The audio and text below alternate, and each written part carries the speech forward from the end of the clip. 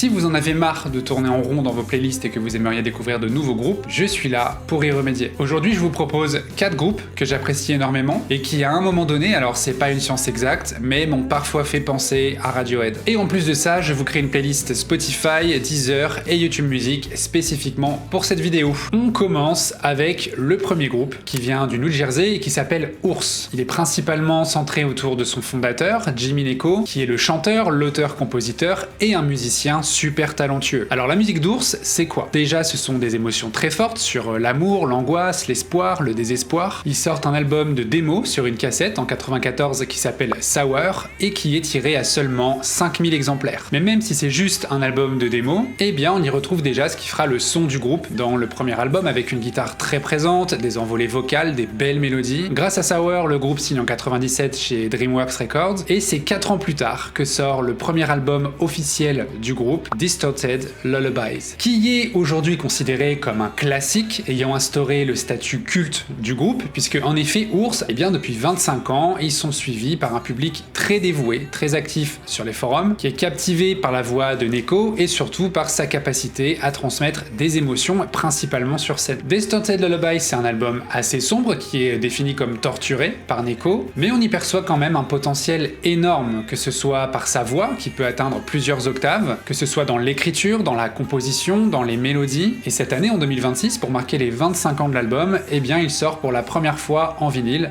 Donc si ça vous intéresse, vous avez l'info. Leur second album, Precious, qui sort seulement un an après, est très attendu et propose un son beaucoup plus aéré, moins sombre que l'album précédent. La voix de Neko est toujours aussi forte et vulnérable, et contrairement au premier album, Precious a un excellent accueil critique de la presse spécialisée, mais malgré tout, le groupe reste dans un anonymat assez étonnant. Après ces 2 premiers albums, la carrière d'Ours prend un tournant majeur, puisqu'ils vont travailler avec le célèbre producteur Rick Rubin pour sortir l'album Mercy, qui est beaucoup plus profond dans la production et qui reçoit un bon accueil, même s'il marque le début d'une période beaucoup plus confidentielle pour le groupe. Ours, c'est vraiment aujourd'hui l'exemple parfait du groupe qui avait tout, le talent, l'écriture, la production, mais qui est resté dans un anonymat relatif auprès du grand public. Et son dernier album en date, Rockets Red Glare, qui sort en 2025, même s'il me touche beaucoup moins que les premiers albums, eh bien je le trouve plutôt impressionnant et la voix de Neko est toujours aussi magique.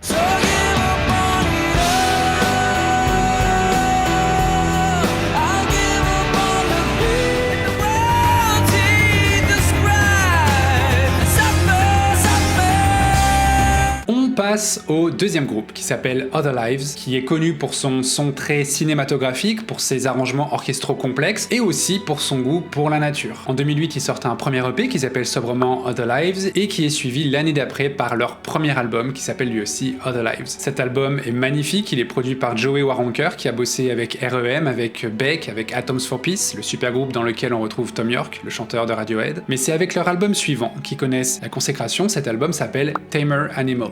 Il est décrit comme un chef-d'œuvre de folk orchestral et cinématographique. Il évoque les grands espaces, les prairies de l'Oklahoma, le ciel.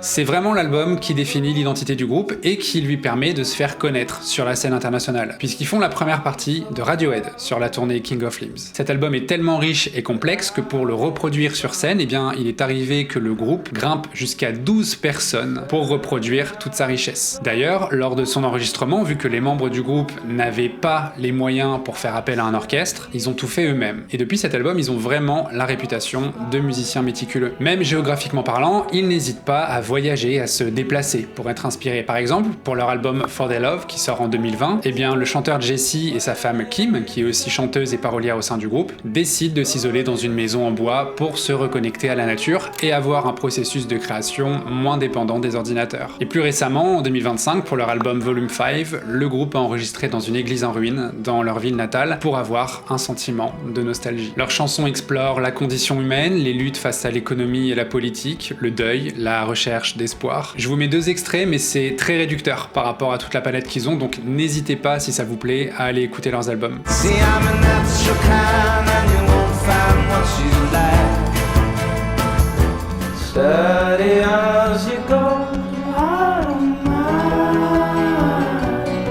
Le troisième groupe s'appelle Midlake. Et c'est Tim Smith, le parolier et chanteur du groupe, qui décide de tout gérer. Sa vision est simple, rechercher la perfection et faire une musique intemporelle. Sous sa direction, le groupe sort 3 albums majeurs dans sa discographie, Bamnan et Slivercock, qui a un style très lo-fi, très psychédélique et électronique. Ensuite, ils sortent The Trials of Van Occupanter, pour lequel Tim Smith a écrit ses chansons en fixant une peinture, et cet album est considéré comme l'album culte de Midlake. Très différent du précédent, beaucoup plus pop-rock, super mélodique, il sonne très années 70, il y a vraiment une vibe Fleetwood Mac, vraiment je vous recommande d'écouter cet album. Et puis ensuite, ils sortent The Courage of Others, qui arrive miraculeusement à égaler, voire à surpasser l'album précédent. Il faut absolument l'écouter, il est juste magnifique, il fait voyager, il y a des harmonies incroyables, et dans les années qui suivent, il va se passer un truc. On est en 2011-2012 et ça fait maintenant 2 ans que le groupe bosse sur son prochain album, mais Tim Smith, comme d'hab, il veut tout contrôler, il veut que tout soit parfait, il est tout le temps indécis, il fait que de changer d'avis à chaque fois, ce qui use les autres membres du groupe, qui arrivent à un point de rupture et d'un commun accord, Tim Smith quitte le groupe pour fonder un nouveau projet avec sa femme qui s'appelle Harp. Mais le groupe, ça fait 2 ans qu'ils bossent sur leur prochain album, donc ils prennent une décision qui a pas dû être facile à prendre, j'imagine, ils mettent tout à la poubelle. Et au lieu de dissoudre Midlake, ils décident de repartir à zéro avec le guitariste qui passe au chant, pour enregistrer en seulement 6 mois Antiphone, leur album suivant. Et forcément, l'identité musicale du groupe change encore plus que d'habitude, leur son est beaucoup plus psychédélique, mais l'approche est beaucoup plus collaborative qu'auparavant. Pour autant, après cet album, le groupe ne sort plus rien pendant des années, et un jour, le claviériste, J.C. Chandler, se souvient que son père, lorsqu'il était encore en vie, lui avait raconté que quand il avait 16 ans, il a fait tout seul de l'autostop pour se rendre au mythique festival de Woodstock, qui avait lieu sur le terrain d'une immense ferme dans la ville de Bethel. Et donc Jesse, son fils, le voit un jour dans son rêve, et son père lui dit dans ce rêve-là de reformer le groupe. Ce qu'il décide de faire, il rappelle tout le monde, il se met au boulot pour sortir For the Sake of Bethel Woods, dont la pochette est une peinture représentant le père de Jesse à l'âge de 16 ans, en 69, à Woodstock.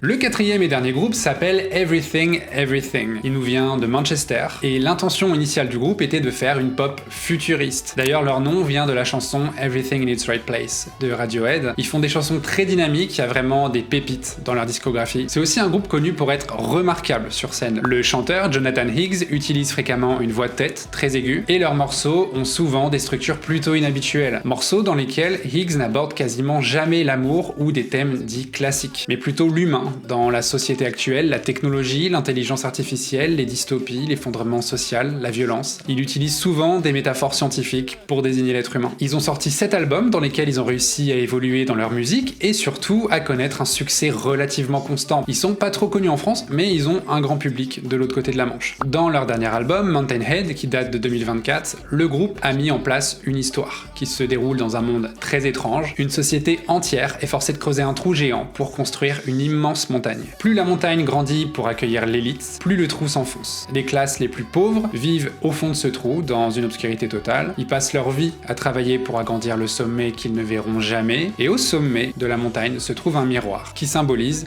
la vanité des puissants. Tout l'album est une image du capitalisme moderne. En gros, les humains détruisent leur environnement et s'esclavagent eux-mêmes pour enrichir une minorité. Je trouve que leur créativité est super intéressante et j'espère qu'elle vous plaira aussi.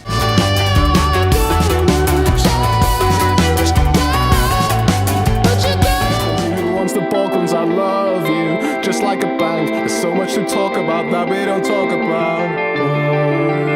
Merci infiniment à tous ceux qui soutiennent la chaîne sur Patreon. Si vous souhaitez vous aussi faire une contribution, je vous mets le lien dans la description. Bisous!